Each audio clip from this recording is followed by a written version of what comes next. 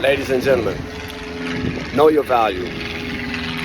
Know your value. When I mean know your value, what I'm saying is that you need to know that you are somebody. You're not a nobody, you're a somebody.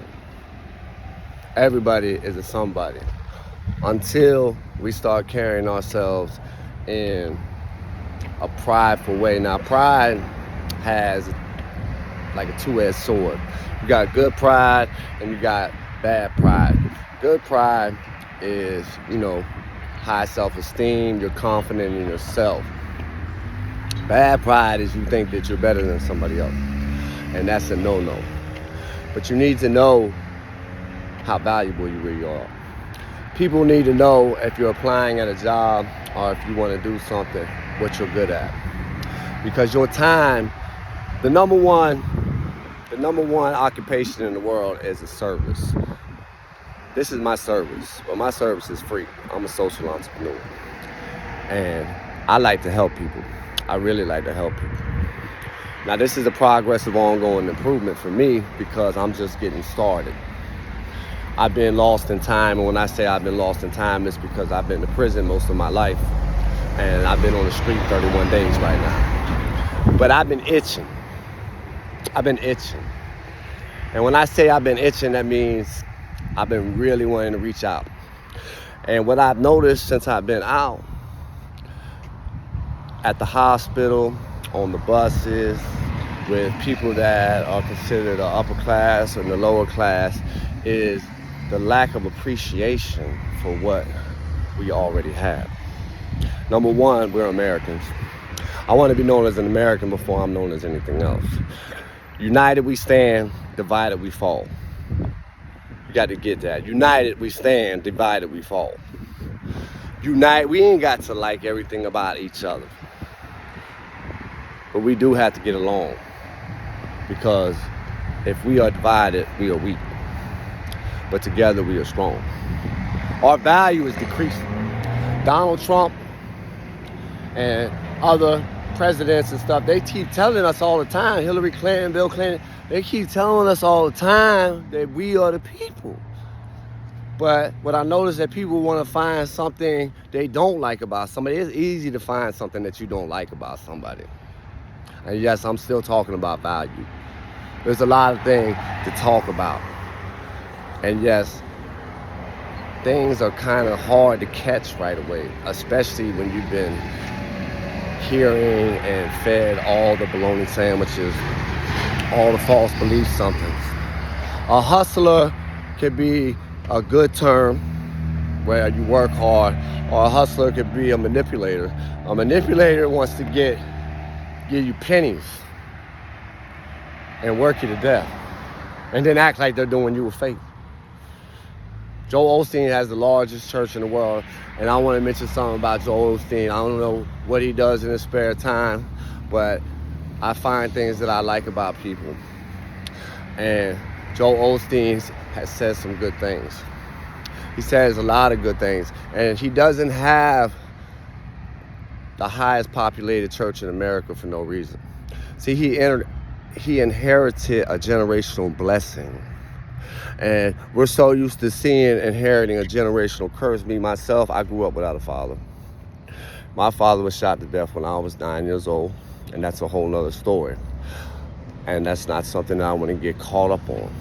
But Joel Osteen inherited a generational blessing from his father. A lot of youth is growing up without a father. And that's the reason why a lot of people don't know their value. They don't know their value because they never had somebody that really cared about them. See, this is my big thing right now. I care. I was at the hospital the other day and I heard one employee told another employee, that's the reason what's wrong with this hospital right now is that nobody cares. And that's a place where people go to get healing. And they got good jobs. I just got out of prison.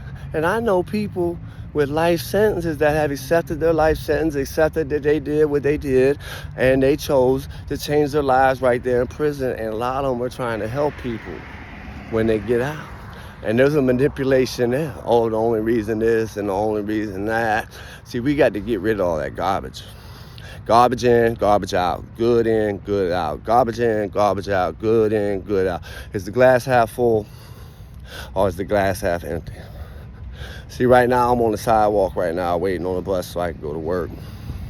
Because I'm doing something that I don't want to do to pay my bills right now. But in my spare time, I'm doing something that I love to do. And whether you like me or not, that's your problem, not my problem. My side of the street's clean. My mama loves me. My mama sees the weight on my face. She sees that I'm doing the right thing. Somebody bought me this. They bought me this. I didn't even ask them to buy me this. But I've been praying about it and praying about it and praying about it. This ain't happened overnight. I've been praying about this for a very, very, very long time. And God answers prayer. I was just watching a YouTube video trying to figure out how I'm going to get my stuff on YouTube so I can reach out and touch people.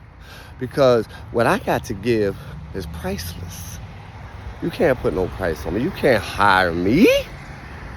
Because these things right here are priceless. It's priceless to tell a person, hey, you know, somebody might have said you can't sing. Well, how many singing classes they pay for? How many music groups did they produce? How many artists did they produce? How much practice have you had? That's like me, I'm practicing right now.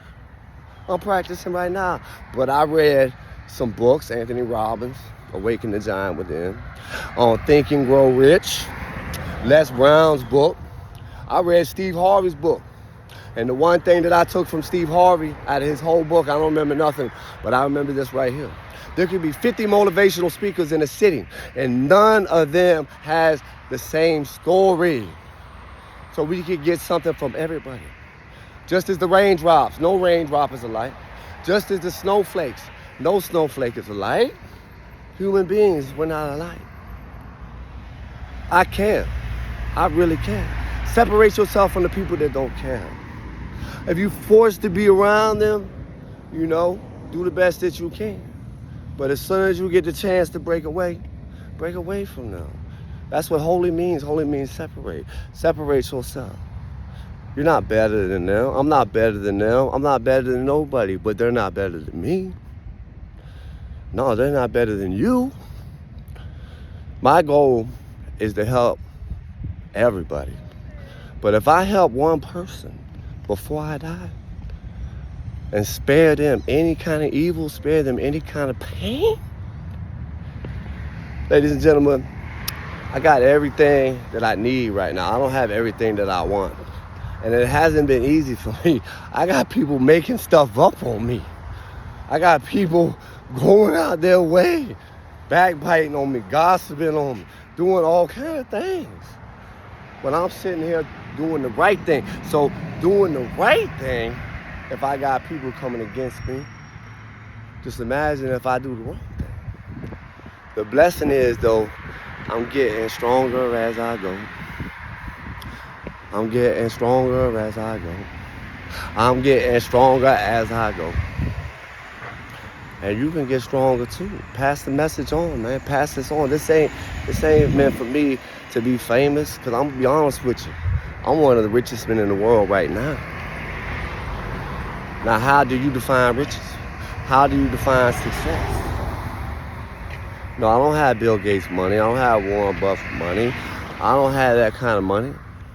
But I plan on it one day. I have a vision. The vision is to help what the Lord told me to do. The Lord told me to do this, and this is what I don't see people doing. You might say that you see people doing this, but how much time are they really putting in to visiting the orphans? How much time are they really putting in to going to check that them foster parents are treating them right? Because I heard a lot of bad stories about those places. But don't get me wrong, I'm sure there's some good ones. But I ain't heard too many good stories. I hear more bad stories. The orphans, the widows, and the poor.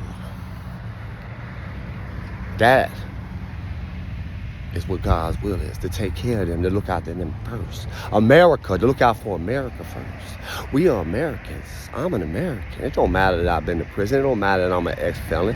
I am an American, red, white, and blue. We need to come together. We need to start caring. And this is what I'm doing. I care about you. That's why I took time out of my time to do that. I love music. I could be listening to music all day. You know, I could do other things with my time. But I chose to take the time out to talk to you. Please take the time out to talk to somebody. And when they reject you, if they reject you, then just realize that, hey, they might not be taking you serious right away. You know, I'm a slow learner. It took me a long time to catch on. I'm 46 years old. It took me a long time to catch on. I've been through hell and back. I got the scars to prove it. I got some stories. Somebody needs to hear your story. Somebody needs to hear your story. Somebody needs to hear your story. Somebody. You might not think your story's worth telling, but you never know until you tell it. You might say that child from suicide. You might say that child from homicide. You might say that child from natural life, but you never know until you tell your story. Somebody needs to hear your story. Somebody needs to hear your story. Somebody.